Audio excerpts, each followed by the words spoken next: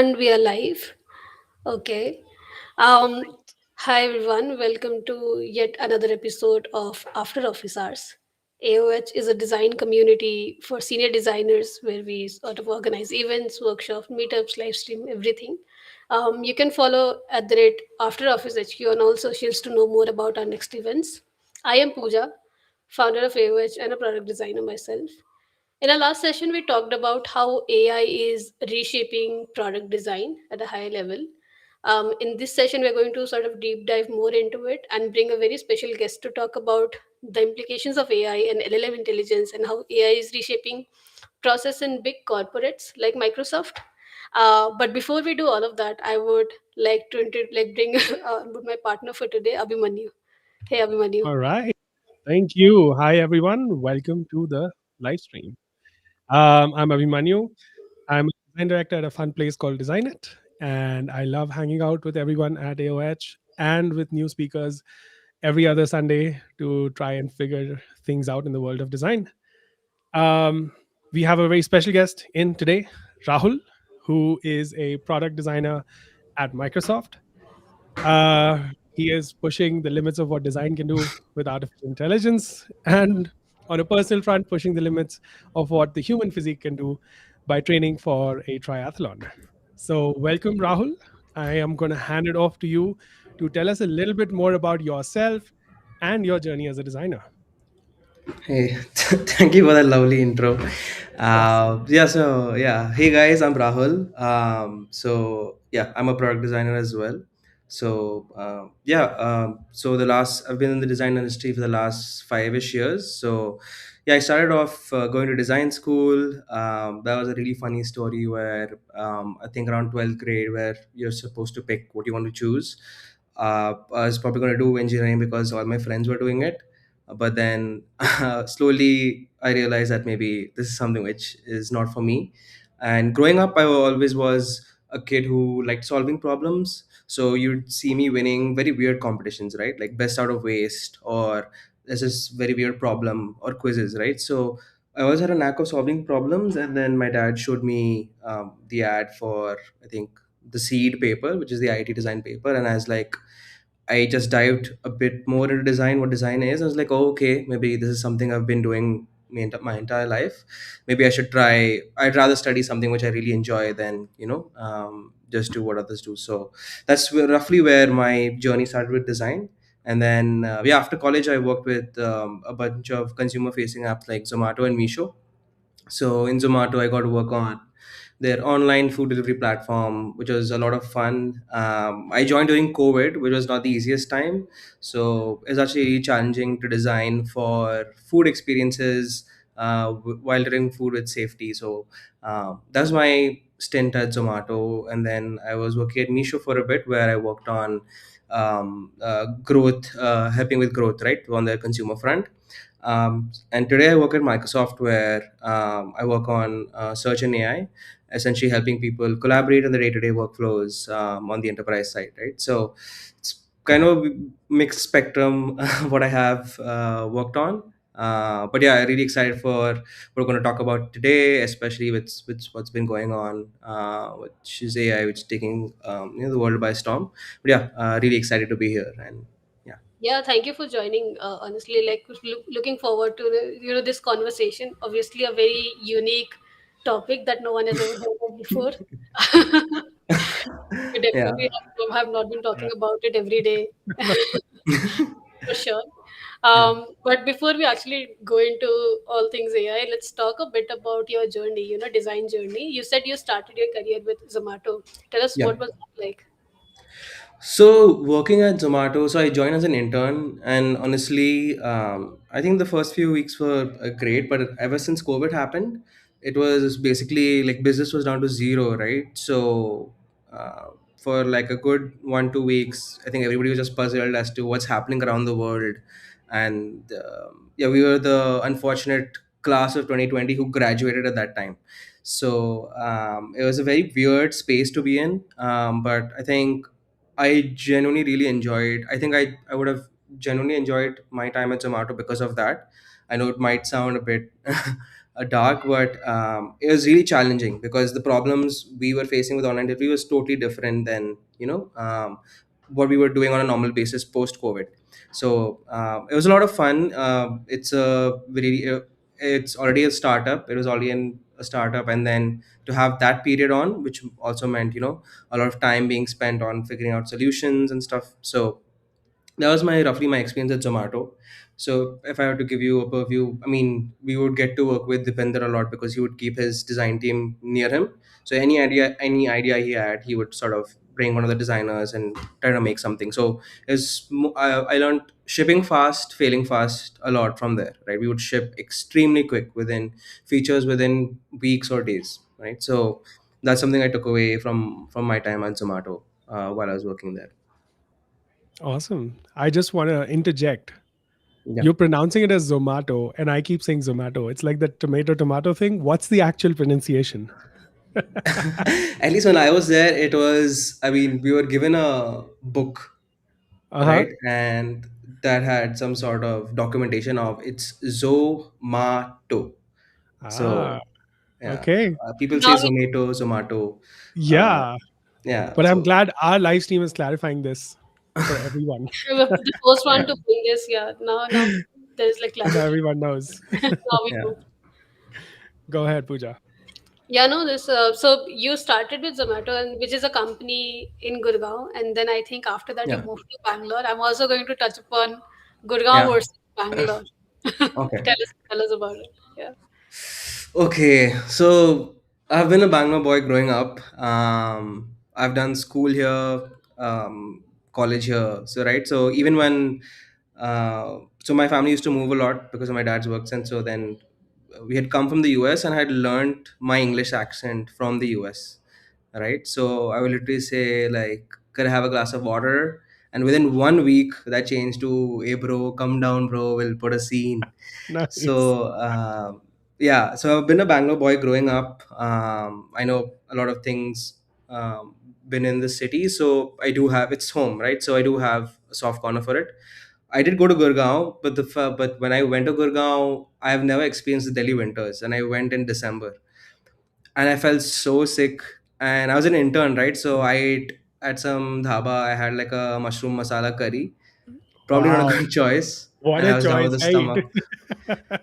I was down with a stomach infection, so it was literally like it was also my first time, I would say, being away from home and in a new city and being sick. Oh, it was the worst time. But overall, yeah, good, great people, very energetic people. I think working, I had a good time there. But then COVID happened, so maybe I was there for like 4 months, and I had luckily flown back for my birthday on March 16th. And I think March 17th, 18th was lockdown, Yeah. so just made it back in time. So yeah, few things are great about each city. I think I'm just more comfortable with the people, I think, around here.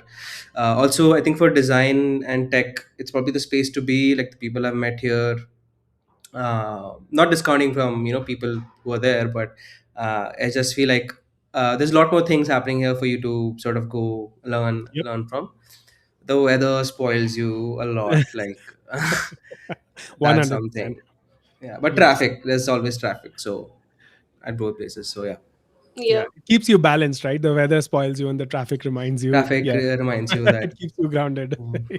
Yeah, Yeah, I just Awesome. want to plug in and say that we have our AOH communities in both Bangalore and Delhi. Ah, Regardless of where you're at, you can always be part of AOH. nice. it's amazing.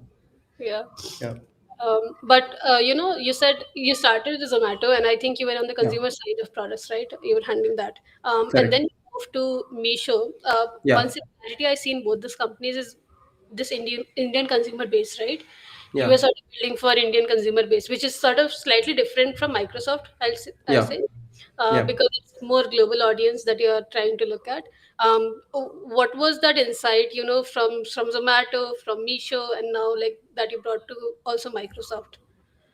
Correct. So I think with Zomato, it was, I wouldn't call it easy, but it would be like I try to put myself in the user's shoes, and I didn't try to imagine, okay, is this easy? Is this not? And if people had some challenges, I would just walk up to somebody else and ask that same question, right? So in terms of designing on the online side for consumer, it would be because you're mostly interacting with tier one, tier two folks, right? So you'd maybe ask friends and family, what do you think about the new experience? So that's on the Zomato side. Now I carried that same thing into Misho, but then that broke my. I think I had a sort of epiphany as a designer where, okay, I can't always put myself in the user's shoes. it's good to sort of spend time, quality time user research, and understanding, what are the users' motives, emotions while testing the feature. So a quick example I can give is we were redesigning ratings, right? So ratings, which is the typical 5-star rating which you give, right, on any e-commerce platform in Amazon or Flipkart, right? So, but we were noticing people giving 1-star ratings but writing excellent, okay, and that was very confusing. So we were like, okay, this is weird. So we'll schedule some user sessions with these users, and then upon asking, like I was at least baffled that people were saying भैया एक number का product है इसलिए मैंने excellent दिया है.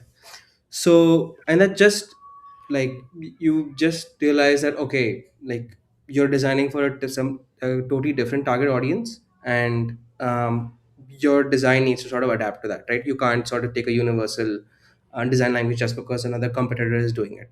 So it's fun. We tried to do a bunch of things with ratings, but I'm not sure where the project went. I probably left a while after that. And with Microsoft, it's a lot more universal, which is also really challenging because uh, creating something universal across regions, countries, you're designing for such a big consumer base, probably in the millions, right? Above 50 million, 100 million. So um, it's a bit, I would say, tough to cater to everybody's needs, but then you then sort of cater to 90% users, and then accessibility is a big thing at Microsoft. So how do you ensure it's universally accessible as well? So some changes like that, I think, which what makes it challenging here, working designing for a bigger user base. Yeah. I know for a fact that as soon as you said accessibility, Abhimanyu had done When you got really excited. yeah, Yeah. kind of That accessibility. is my favorite topic. Yeah. But I mean, before we dive into like details of anything, I think let's just touch Yeah. upon, since you started talking about Microsoft, and Yeah. I think a disclaimer before we continue. We've discussed this pre-show that you're not representing Microsoft here. You're just here as a designer. Just putting that Yeah. out there. I just want to understand, you've how many years firstly has it been at Microsoft now? When did you join? Oh my god, I feel old myself remembering this. It's been like almost three and a half 3 years. years now, like my So longest you've stint yet. Yeah. probably, yeah, so you've probably seen the transition from like a pre-AI to pre-AI world to what we are seeing today. Right. What did things look like when you had joined? What were you working on? And then how Hmm. did the transition happen to where we are today? Right. So I joined, say, around 2022, 2023. And honestly, honest to God, like the reason I joined Microsoft was I have a lot of side hobbies which I really wanted to try, like maybe a YouTube channel, whether it's with other things. And I thought that maybe joining there's a usual case of joining an MNC, right? You'll have a 9 to 5 life. And I thought that's great for me because I can focus on other aspects, because I sort of got burnt out maybe in the startup world where I was just trying to push more hours in and trying to learn a lot more. So that's the reason I joined. And then even my manager at Zomato is at Microsoft now. So we had a conversation, and then she said, "It's up to you. I mean, you could try it." So I said, "Okay, why not give it a shot?" And I think right when I sort of joined is when this whole AI shift happened. Right, it's around 2022, 2023 is where sort of Microsoft made investments in OpenAI, and we really started doubling down on the AI movement. So it's not really like a 9 to 5. It operates like each team operates like it's mini startup, right? Obviously there are a lot more people than you have in startups, but I would say the speed of execution and the quality of work is no less than the other two places. So I would say that way, uh, from what I hear from people who have been there, right, it's a new version of Microsoft where you have hackathons going on, right? People who want to build new things. So hackathon days, you're not supposed to work on your own products. You get to go out, build on any topic you want, right? Which is really great, really refreshing to hear. So I think that's just a bit about the culture and what happened with the whole AI shift thing. Yeah. Nice. Yeah. So it's not a typical 9 to 5, but you are still getting time for yourself because you obviously have been doing a lot more. I feel like in the end, you just have to make time wherever you're at. I think maybe that's something I didn't understand. Maybe it was early on my career, but I think wherever you are, if you really like taking care of your health, and if that's something which you also prioritize, you should make time for it, right? Yeah. Nice. Nice. Yeah. I guess let's just ask, what does a day in the life of Rahul look like at Microsoft? When do you start your day? Since we're talking about the 9 to 5 aspects of things. Yeah. So I think it depends. I think I keep telling people a designer's life is always like a sine wave. So when you have a lot of projects going on, it's like you're extremely swamped. So on those days, I'm probably working till like 7, 8. And then once everything is out, you then wait for a while to see how it's doing, So maybe you don't need extra hours, but you'd like to see how it's performing, and then you go back to the drawing board, right? So that's a bit on a designer's lifestyle. But I think I start my day early, like 7ish. I like getting my workout in first thing in the morning, so it's out of the way. And then yeah, work. So work typically in the first few hours. I try to keep to myself to get any focus work done, or try to see where my day is heading, and I keep roughly the second half for meetings, right up till Got it. maybe 6, 7. And then yeah, once I'm home, I try my best to switch off from work and then work on other things, if I get time. But yeah, that's just roughly a day in my life. Yeah. Awesome. Yeah. You said you joined before the whole OpenAI, uh, Investment and collab investment happened. happened, right? Yeah. Specifically talking about design, what was the process like before that, and what changed after that? Yeah. So I think when I just joined, a lot of people were skeptical as well, right? Like, hey, is this really gonna blow up as we think it is? And I think even with AI, right? When it started off, obviously the model is not that great, so you don't have that much confidence in it. There's a lot of errors, right? So we couldn't really use it as much as we wanted, other than for copy, if I'm being honest, right? With ChatGPT, using it for to sort of help you write emails. I think Microsoft recently launched, I think after that, meeting summarization, where it would read the transcript and then give you a good summary. So I think that's where it started, but to where it is now is like totally different. Like I think in each step of the process, researchers, designers try to optimize their process using AI, and it's become a part of your daily workflow. Like there's no day where you're not using an AI tool, right? Which is insane, right? And the fact that ChatGPT is one of the most used apps right now in the world just speaks to show that where the world is going. Yeah. So I think that's what the shift was like, if I were to put it. Hmm. And if we do like like if we break it down even more, um, so I'm sure like with companies like Microsoft, there are multiple stakeholders, right, at different parts Yeah. of the design Yeah. process and handoff process. Uh, can you give me like an overview of what that looks like? Let's say you have to design a feature. Where does Yeah. it start from? Because now I think we were talking about this like little before the live stream. Hmm. The PMs will come with their prototypes, etc., to Yeah. sort of align the stakeholders. So there are different like ways AI is being used right now at different parts of Correct. the process. So let's just hypothetically assume we have to design a feature.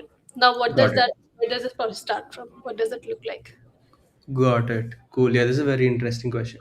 Maybe I'll just piggyback on maybe what we were talking about before, and the Yeah. reason what I said. So I think the whole thing shifted with this whole generative AI LLM thing, right? So when you use LLMs are basically, it's basically, I would like to put it as a smart version of autocomplete. Autocomplete is where we are typing something, it tries to predict the word before that, right? But an LLM is a superior suggestion model, which also gives you suggestions on context, ideas, sentences, and stuff like that. So when you are using, I would say, LLMs back before, when ChatGPT is launched, it was not as good because it didn't have enough data, right?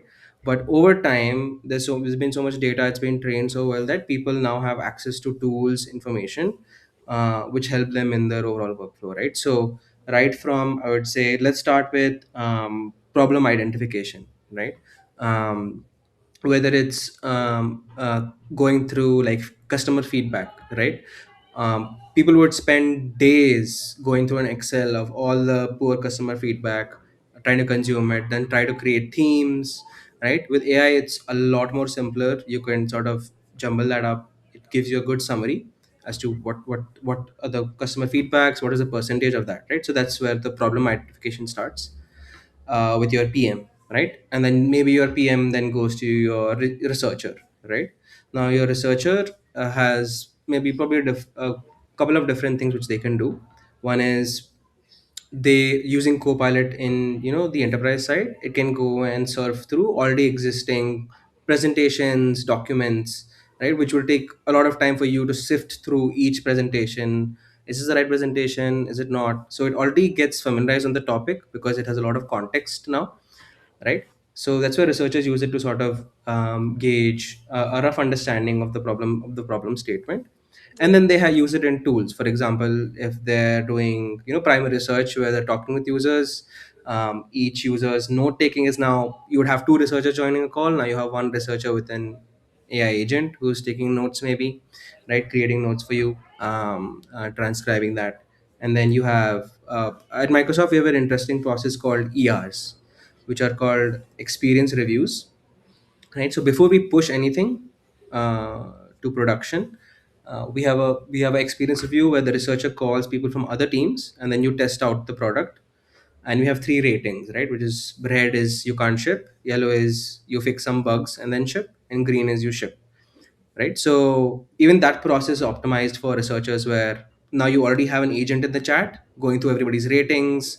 You don't have to sit and take notes, right? So obviously, and then document creation is Yeah. extremely easy where um, researchers could say, okay, familiarize me with this topic and create a document. It already created a document, then you can use that to edit, right? So that's on the whole research side, PM side, where writing, problem identification, research has become a lot more faster. And to the designers now, at least in the team I'm working on in Microsoft, most of them have shifted to Figma Make, right, or some kind of tool which already has a foundational model. So when you're working in a company like Microsoft, you're not designing from 0 to 1 every day, right? You already have foundational prototypes for a couple of surfaces you're working on. For example, it could be Teams, Office.com, PowerPoint, for example. You'll already have those ready in Figma Make, and what the designer does is quickly tweaks it while typing a prompt, and uses that to sort of pitch to PMs, managers, different stakeholders, execs, right? So I think that's where the entire process has come to. And I'm sure developers on there, and also with GitHub, VS Code, they're using AI in and out. So I think in most companies, most of the code is now written through Oh AI, yeah, for sure. right? Yeah. And yeah. No, so in my experience, what has also happened with all of this is the feature, like shipping a feature, has Hmm. become faster. That process has become faster, because the Yeah. alignment happened faster. You just get like a yes or no very quick, and you would go and you would ship. Yeah. This also has some consequences Yeah. because earlier you would be very like particular and you'll discuss a lot. There are like processes, to align and bring Correct. everyone together, and you're really sure of what you are shipping. Yep. But now it's like, okay, let's just try. Here is the prototype, this is the idea, these are the numbers, and let's Yeah. just see what happens. Yeah. um yeah, so that happens. And like, do you think that's necessarily a good thing? Like, yes, although the speed has increased, the Yeah. quality is suffering somewhere, right? And this is not Hmm. specific to Microsoft, but generally with this kind of processes, Correct. this is one of the things that we've been observing. Yeah, so what Yeah. do you think about that? So I don't think if the ideas being created are lessening. Hmm. I think, in fact, even while we're creating prototypes, it's just so that we know how it looks and feels. For example, I work on search a lot, right? So search was so hard where you would just create one mock of each this thing, right? But search is just not the results. It's also about the experience while you type, right? On each character, what kind of results are loading, right? So for me, it's a lot more easier to create multiple options through a prototype, right? But I get what you're saying. Like, even my PM comes with like a spec and a prototype himself, right? And most often times than not, it's a good thing where everybody has the creative freedom to sort of express their ideas. Yeah. right? So I think, like you mentioned, I think communication is going to come even more important in this day and age, and strong reasoning as to why maybe what the PM suggested of maybe putting a big blue button on every idea he has is not the resolution, right? So yeah, a lot more communication I feel is what will enrich those conversations. And as designers, having strong reasoning and backing as to why you believe, your idea would suit well is what's going to change, is what I feel. Yeah. Yeah. And I think Hmm. especially design is one of those fields when everyone has an opinion, you know. You cannot just Already had. yeah. Yeah. I mean, with AI, it's become, for lack Exactly. of a better word, worse. Uh, but yeah, Everyone Yeah. is a participant, whenever you're building something and everyone has something to do say. Correct. And now with AI tools, they can actually make something and Correct. show it to you like, hey, this is what was in my head, this is what it looks like. Now you don't Correct. necessarily have to build exactly as is, but this gives a good starting point that this is how I've been thinking about it. Now let's start this Right. discussion. um, Right. yeah, so that's where it Yeah. helps. Personally, as a designer in my UXR, like user research, Mm-hmm. I've been using a lot of prototypes like Figma Make or Lovable prototypes, whatever, to just show new features to users and get feedback on that. Uh, Nice. yeah, and then I And think what's that your experience been with that? Like, if I were to ask. so pre AI, it was like Figma prototypes we used to make, those Right. connecting the yeah. dots and all that. And Noodles. yeah, it Yes. was very crude, because it actually does not feel like a real app, Yeah. and we would have to tell at times like, hey, why don't you click on this and why don't you tap on this? Right. Right. So ideally, you should not interfere that much when you are sort of doing user Mm-hmm. interviews. But here now, because I'm able to ship somewhat of it's more realistic, and we just let them play around with it. I think we get Right. like very interesting insights. We are able to see what the real time feedback looks like, because we don't tell them that this is live or not, like this is real production Yeah. Right. stuff or not. So they gave like very real feedback. So that way it has been very powerful. We are able to get like feedback on ideas really quickly, like good ideas, good feedback on like early ideas really quickly. So that really helps, honestly. So that like those Right. Figma types have been really helping me in my design processes at least. Right. Awesome. Amazing. Abhimanyu, what about you? Like in where you're working? I just love So to know. I mean, what Pooja said reminded me of this one step which was always there in a UT session. Wherever there's a text box, we'll be like, just click on it, it'll autofill, and you move on ahead, right? And that Yeah. obviously makes the illusion of testing out or using a product, and your mental model technically shifts.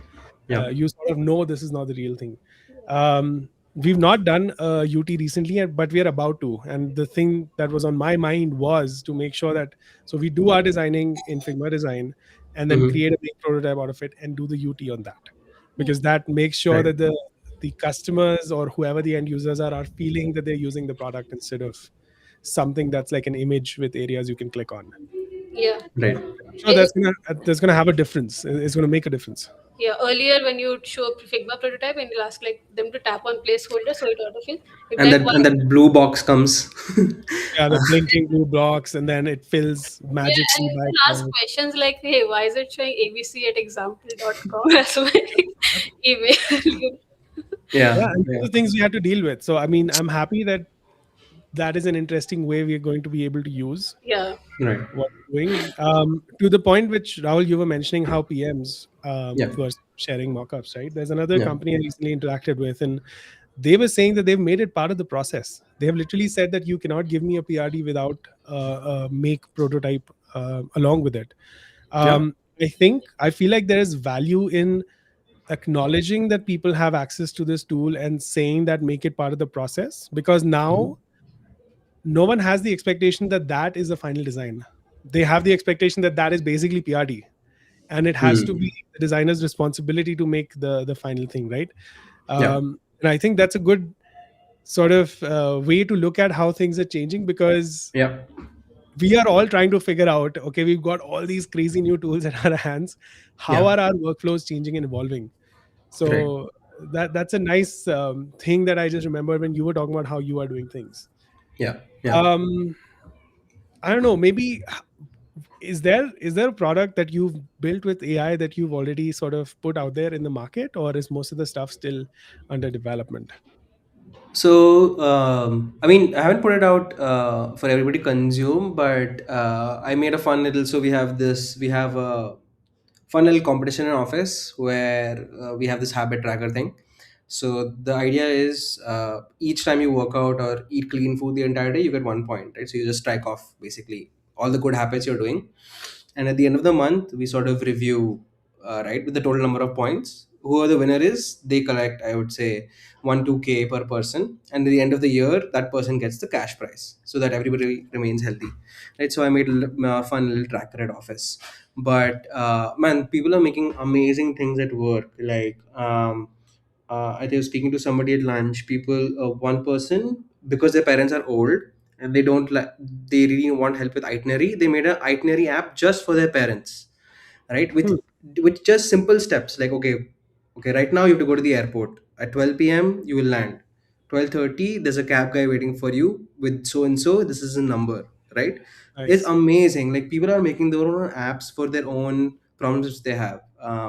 I had people at work who have had some health or medical conditions who use that to. I might be wrong about the what actually happened, but he had some issue with his lung, right? So where he had to practice breathing and holding his breath for a while, right? So he literally gamified it through an app, right, and kept a consistency tracker, things like that. So yeah, people are doing crazy things, and like you mentioned, right, it's become part of the process, because if one person does it and you Hmm. don't, you're sort of being left out, whether it's maybe optics for a promotion or it's just to learn, right? I think that's where it's become a lot more competitive, right? Because as with you grow with AI, maybe you might need lesser people, you might need, the same number of people. It's a thing on everybody's minds, right? So um, yeah, I think a bunch of these things play around with your Yeah. head. But what about you guys? Have you built something fun with AI? I would like to plug my website, Non-Fungible Talent. Awesome. That's built entirely Yeah, by vibe coding. Yeah, but no, awesome. I love to play around with AI. It's such a great tool. I think personally it's fun for me. I Yeah, have built tons of landing pages just by vibe coding. awesome. Maybe I'll do a session someday. People have been asking me for it, You but yeah, should. but I think the overall process, right, especially for people who like to build or indie hackers or people who just Right, want to try quick like their ideas very quickly. I think earlier it right. was not possible if you didn't have Yeah. any coding Yeah. background, but Yeah, now just to visualize your ideas or bring your ideas to life, it's made like the whole coding, like vibe coding platforms, they make it so easy. Like you can actually make shippable products, right. uh, via vibe coding. Just get a developer friend who helps you with some bug fixing, and I think Yeah, you're good. Yeah. yeah, Yeah. I did this one thing. We were watching this Bauhaus documentary in the office, and I was pretty inspired by the stuff in general. And there's a lot of like physical products being designed there. And at Design It, we have industrial designers. So I was like thinking of this type of a wall clock, which is not hands but like discs of the three colors which are usually used as part of Bauhaus: the blue, the yellow, and the red. And I was like, okay, what if this was a physical product? But I was not able to figure out a way to communicate it to the industrial designers who were there with me on my team. And so I just picked up Figma Make, did like a rough sketch, gave it some context information, and it took some time. It wasn't like, right, first go it worked out, but it took some time. right. But I was able to create a digital version of the physical clock that I was imagining.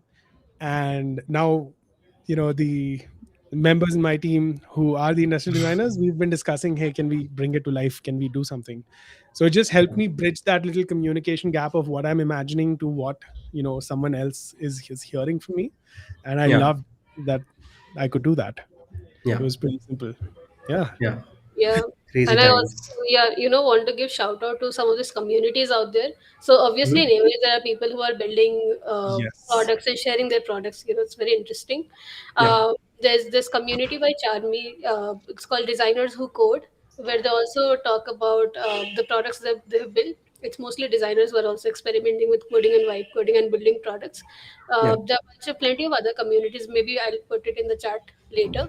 But if you're getting started, and you should actually try and join those communities, get uh, yeah, start just talking about your work there as well. Yeah. So Yeah. tell me about um, two questions, right?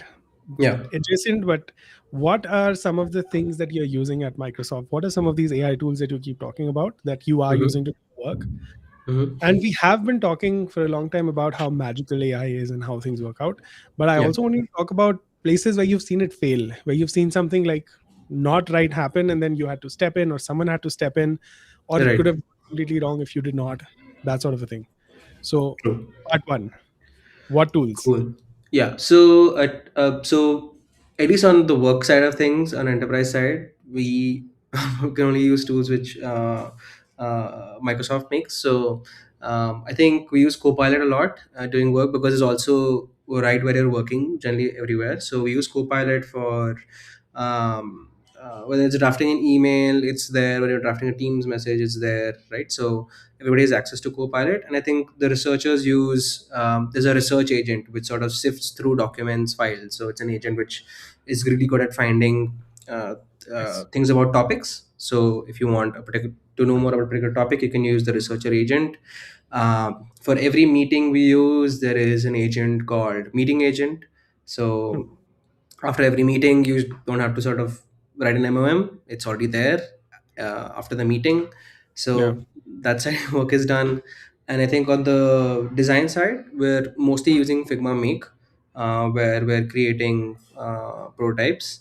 A lot of people also make, I would say, development containers from VS Code, right? So, but we don't usually take that out for testing outside because it involves data and stuff, right? So that's one thing with AI, where we sort of draw the line where we have to create dummy data. So especially maybe for things like search, right, where a lot also depends on the ranking algorithm of what you're seeing, right? So that's something which you can't use Figma Make for. You will have to create dummy data and then sort of teach it, like a child.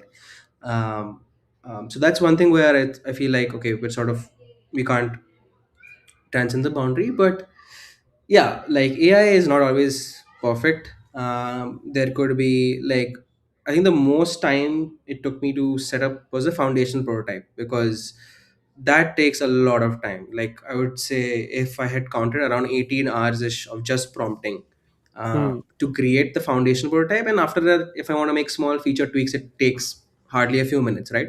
But to get that foundation prototype right Yeah. is work.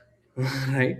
But I think, like we discussed, like where it was in 2020, Mhm. to where it's learning, getting better on each, the number of conversations people are having, right? And the way it's getting better and better, it's only going to get better, right? So I think it's also to do with prompting, Mhm. right? So if you want to talk about a little bit about prompting, since I would say, so the way LLMs work, if you, I think if a designer understands that, right, which is really important, is AI sort of, the LLM sort of gives you answers based on certain patterns it knows, right? Mhm. Whether it's data from the web, books, videos, what so not. And then it uses that to sort of presume and make assumptions on the patterns it's learned, right? So it's never knows a thing. It's a basic way of trying to repeat the pattern and give you an answer, right, over large sentences and ideas it knows. Now once you know how that works, you probably know that prompting is not looking for a direct answer, but prompting is the probability of finding the right answer, right? So the Hmm. ways you can do that is, AI is great with context, right? So if you give it some sort of context, because it knows so much, you sort of have to narrow your, you have to narrow its search down, so that even with the time limit and speed, it can give you a better answer, right? So context awareness, constraints, right? For example, I'm building a shopping app for tier 2 users in India who don't know how to read and write in English, right, and only know a certain language, or Mhm. belong to this region, right? So it can sort of give you data from there, right? And then I would say goal, right? What is the goal of what you want, right? So if you're really specific, I think maybe if your prompting gets better, you would be able to use AI and not have these small mishaps, right? Because what I see with other people is they'll write a prompt and they expect magic to happen, right? I want an app for medical delivery. In your head, you want, okay, it should be blue. I want to use this font. I want it for tier two users, right? So in your head, you have a lot of things. It's about how you put it on the keyboard and command the AI and then use it, as your partner. So I think Yeah. if a designer knows how LLM works, I think it's sort of it's easier for them to sort of get better output out of the LLM. Yeah. And I think the important thing is that you have to play around with it. If you are just Right. listening to videos or listening to even this live stream, just us talking about it, you'll never be able to experience and know what it feels like. Right. So maybe that's one tip right there. Right. We had a question in the chat, but I think we've basically answered that. The question was, if you're working on a new layout for a UI, Yeah. do you just go through different variations in Figma Make or other AI tools and just see how the different variations look and pick it up from there? Yeah. Um, right. And I think you've mentioned that Figma Make is sort Yeah. of what you're using. Yeah. It's still a bit tedious. I mean, I'm sure they've just come out, so they're going to Yeah. work on a lot more features to make branches and whatnot. But we sort of gamify it. So, like, if for me, since I work in search a lot, I'll prompt it. So if I write this keyword review, show this on the screen. If I write issue, show this on the screen, so that when I'm showing people, I'm still showing it in the workflow, but trying to use one prototype to show multiple options, right? So you can get smart with it as well. If creating copies of a lot of Figma makes is too tedious, yeah, just maybe I think that if that helps. Yeah. Cool.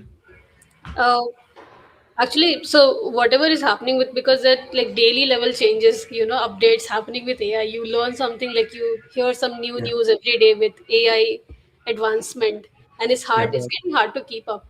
To be yeah, honest, and I think for freshers or new designers, it's a tough time, because you have to yeah, just get up to date on so many things, and you have to know certain tools, and also how would you advise, like what would you advise will your advice be to sort of young designers, entering yeah. this industry at this time in 2026?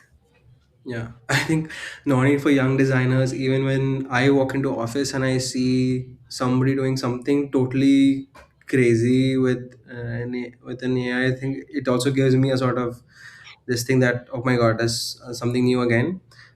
So I think the best way to do it is have an open mind to use AI to learn. Like exactly as Aman you said, just try it out, right? That's the best way to learn anything, right? Trying and making things is what is going to help you learn, right? So I think, yeah, just being in that vicinity of people who also, like you said, at Puja, communities, right, where a lot of people are creating things, using new things to create. It's always good to see what people are up to, and also then um, try it for yourself. The only way you can learn is to try something rather than being overwhelmed. So that's how I would put it. Yeah. Yeah, and my next question is to both of you actually. Like, do you see a change in the interview process? And this is something I keep asking everyone because, company to company it varies. But have you seen a change in the whole interview process? Are there certain expectations even for a very new designer? Like, hey, you must know these tools and have some experience with this, and this, because back in my time at least, it was super Yeah. easy. It was very chill. Like, if you know Figma and you know a bit of case studies, if you have, like, you understand UX a bit, you're good to go. You get an internship, right? Now Yeah. it's not the same. Like, the expectations have changed completely. Yeah. So what do you observe? What do you see here now? Yeah, this whole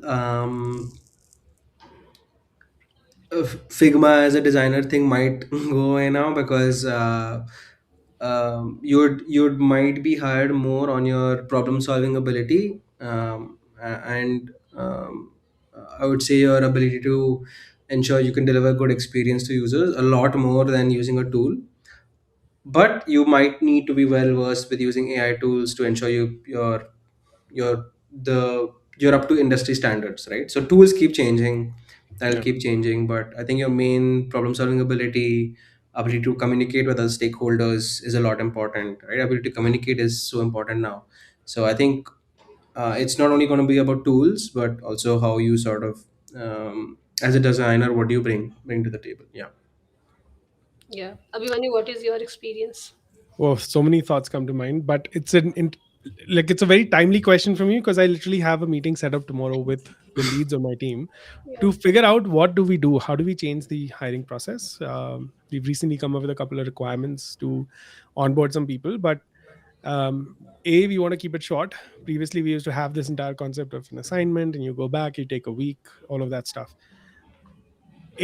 That's too long. B, in the world of AI, you do not know how what all is being used if it's being done um, not in front of you. So we're trying to figure out how do we want people to be able to use all these tools, so we're trying to figure out how do we get them either in a longer call with us or in a session with us where we're just doing this live with them.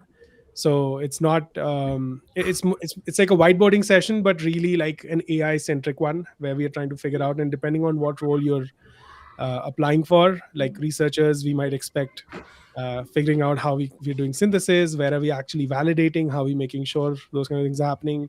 With mockups or UI, it could be a completely different workflow. But we're sitting tomorrow to have this discussion. So very timely in that sense. Um, and yeah, I think like just the other thought that came to my mind was like I remember when I joined Design It, I was literally having conversations with a couple of people who were moving from like Sketch and XD, and I'm like, guys, Figma, is like really, it's got too many features now. You need to keep up. You need to figure out. And I vividly remember like 3 months down the line, those features had exploded. Like they'd introduced tokens and whatnot, and I'm like, okay, now I'm gonna have to go back and tell all of these people, okay, what I told you was like the past, and now you need to figure this out. And then I'm finding myself here today, where Figma itself has like 5 6 products under it, and you need to figure out which product to use for what, and then you need to figure out how to use the product itself, the product with its AI features and all of that stuff, right? And the good or the silver lining is that the entire world is figuring out together. There is no one entity or an organization that has completely nailed it down. So it's good in that sense. But yeah, I think we all need to be actively figuring out what this Yeah. is But going to I be. think this is a good time to, even if you've not started yet, I think this is a really good time to start because things are changing very fast. It's Yeah, hard to keep up, and you'll be under a lot of like this debt of not knowing, if you don't yeah, start now, because the yeah, things are constantly changing. The updates are like super fast. I think I remember previously when ChatGPT launched, right? Because it's like one of the mass used products. yeah, Uh, People were like the minds were blown, and it would like give us a yearly update, and then it became 6 months, and then it became like monthly updates.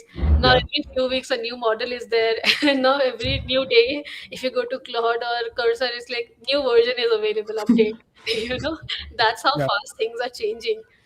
So now is like really really good time to like not get overwhelmed, because as Abhimanyu said, everyone is figuring it out together. Like we're all, no one knows all, basically there's so Right. many things to do and explore and figure out.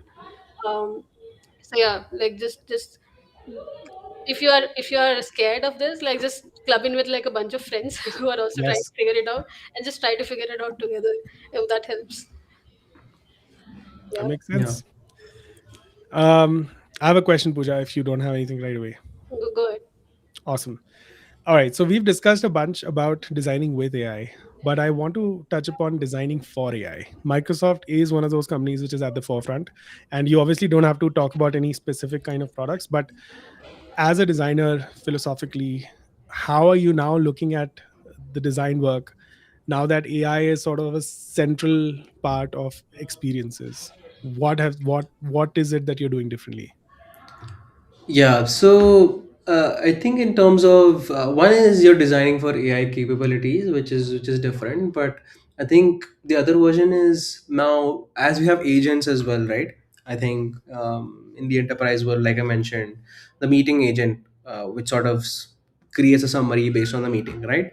Yeah, Now you have a lot of content being generated by AI now, right? So one is your, as designers we're used to designing for how sort of humans interact with interface, but now how you're sort of going to be designing how humans interact with intelligence, right? And I'd love to know your thoughts on this as well. But a lot of people say that with agents coming in now, right? Are you actually going to be designing for users, or agents themselves, right? Because I feel like the way people are using products might not be the same in the near future, right? I might have an agent, just giving an example.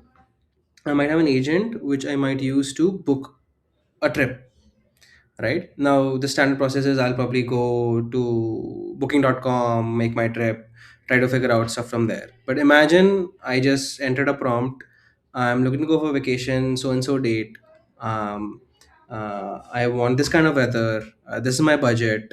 This is the person I'm traveling with. This is the vibe. Mm. Create an itinerary for me and book stuff for me, right? Yeah.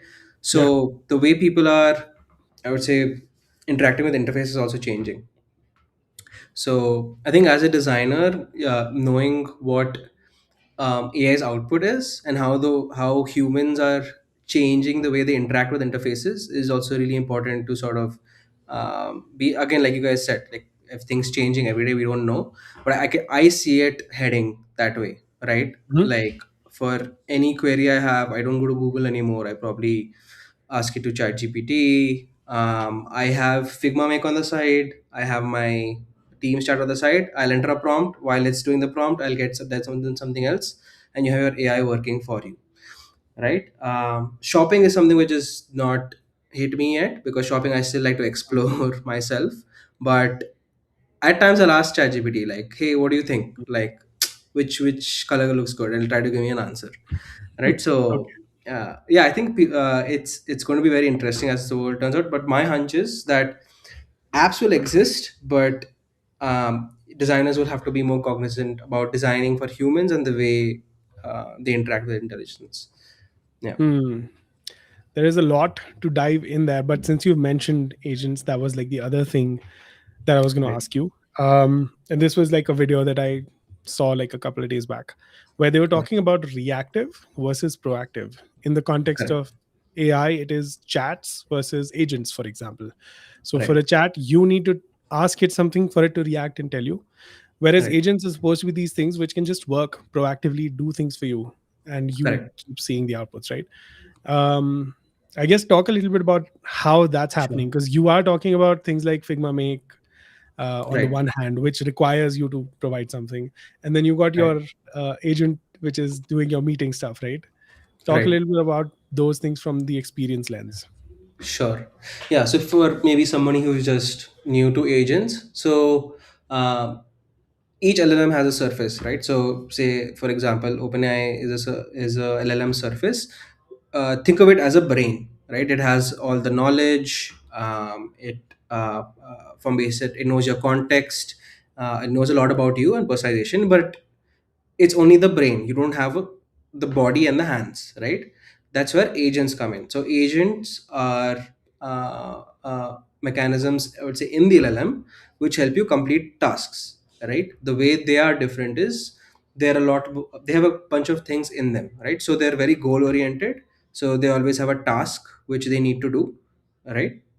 So for example, let's take an example of making a document based on a particular topic at work, right? So the agent knows that the end goal is the document, right? Second is it does planning for that task, right? I give you the prompt, I tell it, okay, I want to learn more about this topic around this time frame, in this area. So it creates a multi-step plan, and you can probably see that in Figma Make or anything, right? Okay, like it'll tell you, okay, I'm searching through files now, and then Hmm. it'll tell you, okay, I'm gonna build it, try this, try that. And the third step is creation, where it executes its plan, it creates and gives you the output, right? So those are agents. Now agents can be of many types, right? Maybe it's one where the interface I can chat with, and then it'll execute a command. Second is, like you said, proactive, right? Where it knows a lot of context, it knows you, but it tries to budge in between to see if the user needs any help, right? So it depends on the context of what you need when. For example, in a meeting, we have this meeting agent which proactively tells you when there's only 5 minutes left, right? Hmm. So generally meetings spill on, go on forever, and then Yeah. you're late to the next meeting, right? So it's a good reminder, right? And then it also tells you maybe, hey, like you haven't closed this topic yet, just letting Yeah. you know, FYI, you have 5 minutes, see if you can close it then, right? Hmm. So that's proactive. I mean, your whole email system, notifications, where um, uh, it sort of tells you, okay, like should I book an Uber for you right now, like, Hmm. right? So, but the thing with proactive is, you need a lot of trust in the system, right? Which is why when we're talking about designing for AI, I think what designers will also have to ensure is, how do you sort of design for interfaces where you can accept or reject maybe commands from agents, right? Making it more Yeah. trustworthy. So yeah, I think this is the difference between the two. Mm. It's proactive one is a lot more scarier, Hmm. because without permission, it doing things is a bit, this thing, Yeah. for example, like, let's take a real life analogy, right? When you come home, and say Hmm. when you come home from school, and suddenly you know that your mom has already cleaned your room, right? Everything is crisp and neat. You're like, this is the best feeling in the world. But there Yeah. are times when you come home and you know you have this really important letter and it's missing because she's cleaned the Yeah. room, and you're like, why did you clean the room? I didn't ask Right. you, right? Right. So it's a bit of uh, mix where Yeah. I, I think designers or people should think about this problem where, uh, what's the Makes sense. right time to sort of make it proactive, what's not. I think that's where also designers will be really important in making those decisions. Yeah. I smiled when you said trust, because that was the one word that was just jumping around in my mind, because that's like Yeah, one big important aspect of this new AI centric world, which we are still getting used to. And the only way to make us really comfortable as users is trust. yeah, Like you said, that feature you were talking about, it's called facilitator in Teams. yeah, And we use that a lot now. I remember in the first couple of meetings, I set it. And then once it had done everything, I went through the notes. It was a couple of times that I did that. And when I was confident that it is actually capturing everything, we do that on meetings now, and we just don't look back. We don't go back and check whether it did the yeah. job correctly or not, because it gets enough right for us to be confident that, okay, even if it gets a few things wrong, it's okay. These are just some meeting notes we have. And yeah, when those 5 minutes are closed, I think you should just start deducting AI credits from people, just so that meetings can end sooner.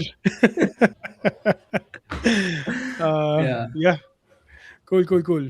This Over also to Pooja. reminds me of this whole debacle with Claude Bot. If you see, like, if you've followed it on Twitter, right? Hmm. Everyone gave access to Claude Bot to their own personal systems, and it started like using your credit cards, responding to your Yeah. girlfriend on your behalf, and all of those things. It was using credit cards. I wasn't aware of that one. I know it was doing a bunch of weird stuff, and then there was a Yeah. whole social network and all of that. The old book, right? Mm, Yeah, mm, so where bots were talking to each other, yeah. Together.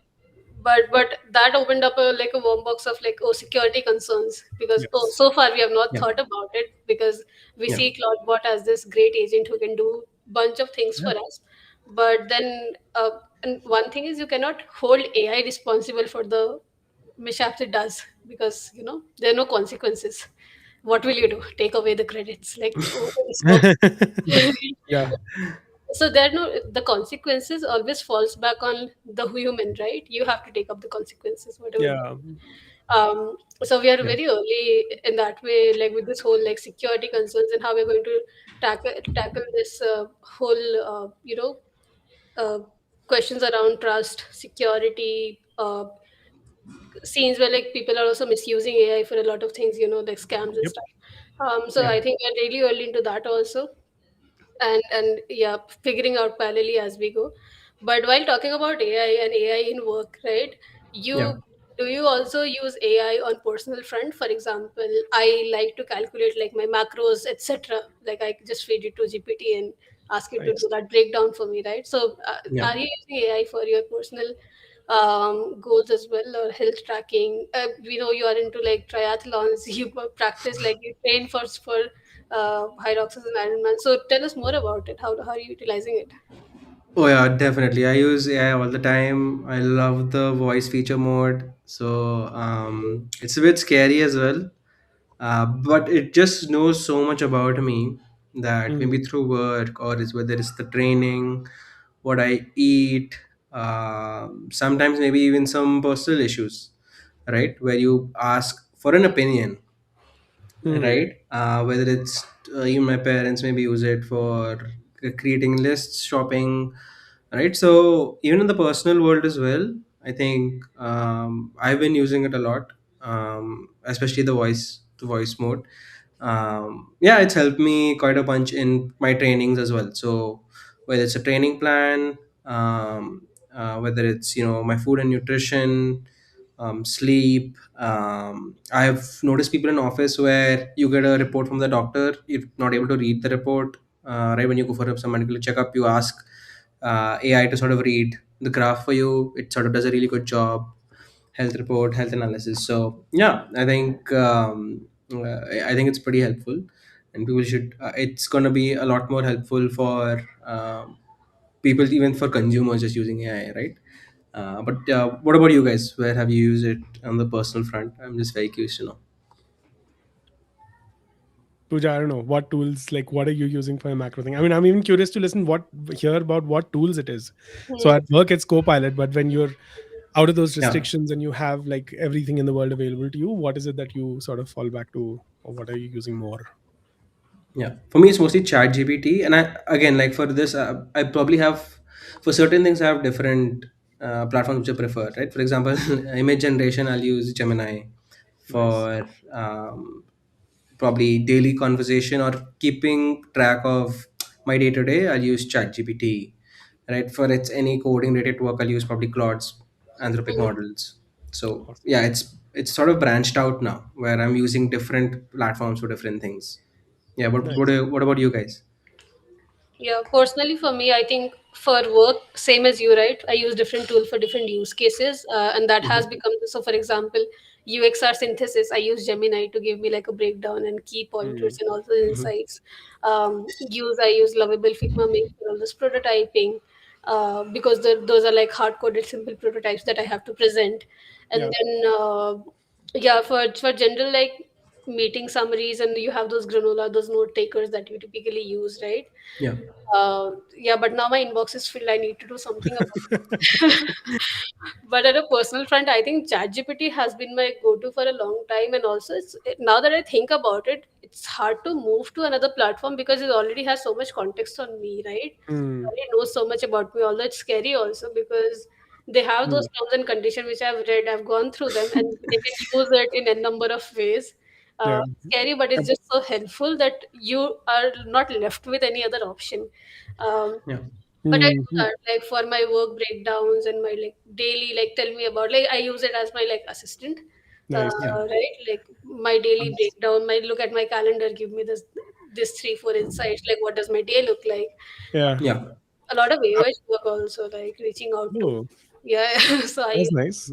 GPT for that as well. Yeah, I was but going to say, ask ChatGPT to break down the terms and conditions of OpenAI and explain them to you, oh my God. and what's possible. What can OpenAI do with all this data? Basically the I think terms that'd and be a condition fun.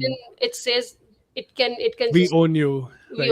we own your Yeah, data. yeah, I That's hear that. basically what the TL. Um, yeah, it's interesting. I think that's what's happening. I think everyone's figuring out their tool for a particular purpose. I recently started playing around a lot more with Claude. I felt like its responses were more intelligent in some of the things I've been doing. ChatGPT does happen to be like the default, like it's the Google of uh, LLM chatbots, right? You go there first and then you sort of branch out and look at other things. Yeah. Yeah. I haven't done a lot of image generation with Gemini. I've done a few with ChatGPT, but everyone I talk to about image generation says Gemini. They swear by Yeah. it. So I think I'm going to try that out. I'm using Whisper Flow, for example, for dictating stuff. It has a decent like a monthly limit or something. So I'm typing less and speaking more, enjoying that Mm. part. Figma Make, as opposed to anything else like Lovable or other things, is Yeah. usually where I'm going to. Yeah, Yeah. and I tried Granola, but I don't think I'm gonna like continue. I tried like the trial that I got. I don't have that many online meetings that I need notes taken from. Uh, but yeah, those are some interesting ones. Yeah, yeah. We were talking about prompts earlier, right? So even for if I have to make a prototype, right? I asked Gemini to give me a PRD for Lovable, which I Yeah, then that's a Yeah. smart thing to do, right? Otherwise, you're just wasting your whatever context Hmm. windows and all that. Hmm. And it Yeah. gives a very good output generally, which I just What I find interesting, like when you said that ChatGPT knows a lot more about you, what I find interesting, and I don't know, I might be wrong about this, but Yeah. I think Claude relies a lot on Markdown files. The whole Claudebot thing that happened relied a lot on Markdown files, and I remember hearing on a video that because Claudebot could rely on Markdown files and maintain those, it would have the largest context. That is how it was able to do the kinds of things it was able to do for you.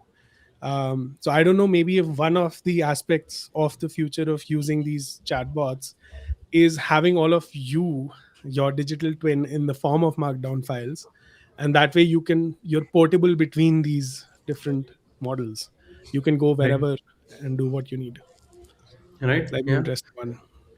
I do you think? think Sorry, no, sorry. it sort of try to. Have you ever noticed it tries to mimic your personality, Hmm. right? Like right now, when I say something, like I'll be like I'll try to screw around with it. I'll be like, guess what happened? He'll be like, what happened, bro? Like, Yeah, and then if I am saying something Wow. like, so I'll scold you. You often scold it, right? If it doesn't do your job, and then he'll start typing in caps. But I got scared. But I was like, okay, chill. yeah, But I think this is another aspect of LLMs, which is evals, which is also a really fun thing which designers could do. Just want Hmm. to touch on it as well. So, Hmm. while the first step is AI learns through data, web, whatnot, the second step is humans also train it, right? So we call that Hmm. evals, where humans evaluate for certain questions what are the certain answers. So when people say AI is very scary, is because humans have built some sort of emotion or politeness to it, right, to make it sound more human like. yeah. Interesting. So yeah. I was telling this to my friend the other day that all GPTs are born equal. And what I mean by that is you actually train it on your data to make it stupider or smarter. Sure. Really. Hmm. Because, yeah, there are things that you Interesting. should not delegate to GPT, like your own thoughts, like thinking you should not delegate. Once create a Yeah. draft version of your idea and then refine it, maybe brainstorm it with ChatGPT or with any other AI tools, but don't outsource your thinking. Like, think it Yeah. me, right? I I like everyone keeps saying that, yes, but it's also like, I mean, it's like saying don't eat sweets. Like if you know you want to eat sweets, you really do. Uh, I can give that example because it totally applies to me. But like, yeah, people keep saying don't outsource your thinking to these chatbots or whatever. But people Yeah. keep doing that. I can just remember this one thing that when there was a point where I was using Grammarly a lot, and what started happening is like I would then just stop thinking about, okay, where do I need commas and whatnot, right? I would just do my thing, and then Right. Grammarly would give me corrections, and I'd be like, okay, that's interesting, I didn't know you should be doing that. And what started happening is I started learning because of those responses. Yeah. So I don't know, maybe there is a small aspect of, yes, outsource some of these things and learn from it if that's something that you can do. Yeah. Because Yeah. literally my grammar became better because of Grammarly, and then I stopped my subscription saying, hey, I can do this bare minimum that I expect from my grammar.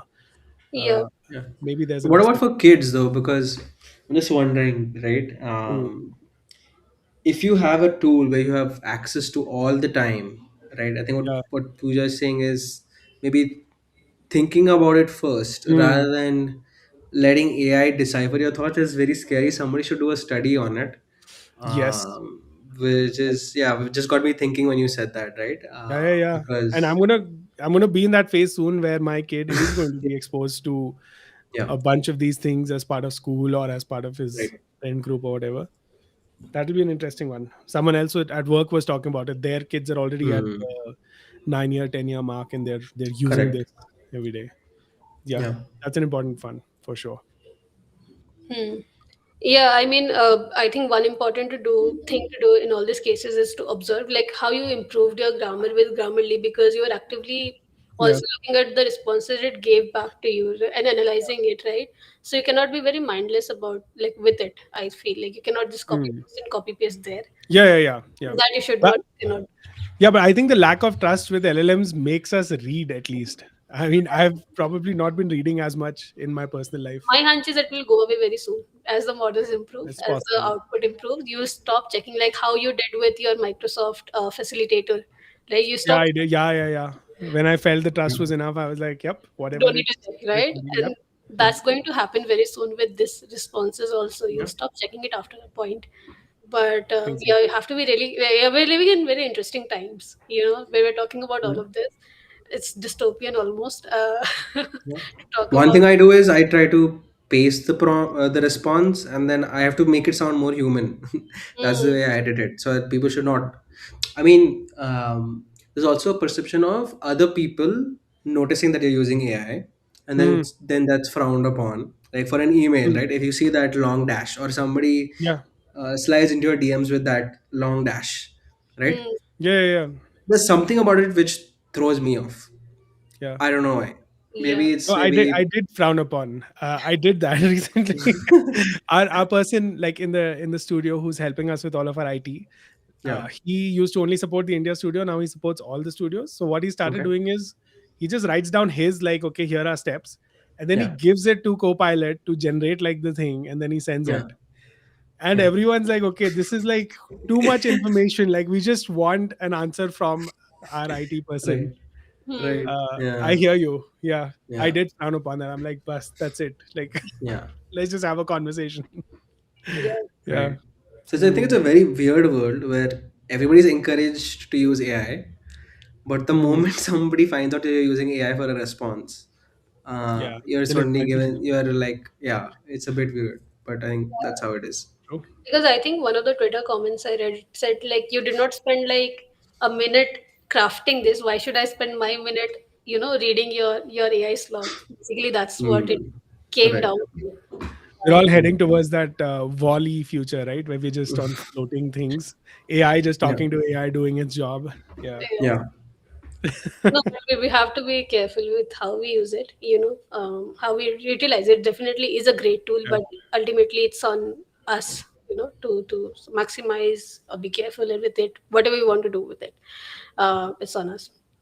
It definitely makes you smarter also if you use it very wisely. Like I know a lot more about coding now because I keep reading how it's like trying to solve a problem, right? What kind of code it is writing. I keep reading, so I'm learning new things as well.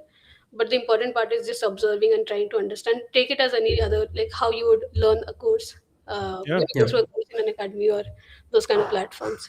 So it's similar. But great talk. I think we covered a lot of topic actually. Yeah. I had a fun time chatting with all of Yeah. you for this. Yeah. Yeah. And last thing before we actually conclude, I think there was a good article by Hardik Pandya on how not to sound Hmm. like AI, which I'm also going to do. But you should check it out. It's pretty well written. Nice. Yeah. Yeah. Awesome. I will check it out. Uh, yeah, so Rahul, I know Yeah. you're doing a lot of things after office hours, Yeah. but do you want to maybe talk about it before we wrap up? Yeah. So yeah, apart from work and sort of training, one of the new things I've started is a podcast with some of my boys. Growing up, I've always wanted to do YouTube. That was my first dream job. I'm not sure if you guys are aware of this YouTube channel called Smosh, right?